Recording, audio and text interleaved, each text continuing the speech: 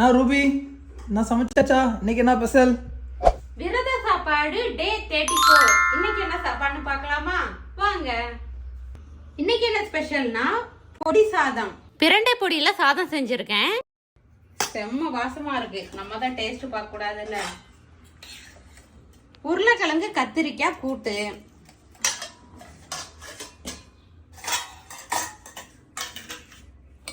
பச்சை பட்டாணி குழம்பு,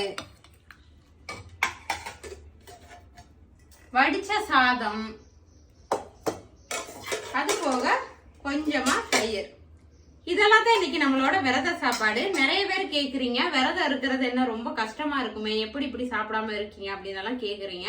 விரதம் இருக்கிறதுல ஒரு கஷ்டமும் இல்லைங்க. நம்ம சாமிக்காக நம்ம காலையிலேயே குளிச்சுட்டு பால் பழம் சாப்பிட்டுட்டு விரதம் இருக்க ஆரம்பிச்சோம்னா அந்த ஒரு பசி உணர்வு அதெல்லாம் இருக்காது. இதுவே பாத்தீங்கன்னா எல்லாருமே கேக்குறீங்க, கொஞ்சம் கொஞ்சமா இருக்கு, யாருக்காக இவ்வளவு கொஞ்சமா சமைக்கிறீங்கன்னு. இது மதியம் சாப்பிட்றது மட்டும்தான் எங்களுக்கு. நைட்டும் கிடையாது, மறுநாள் காலையிலும் கிடைக்காது.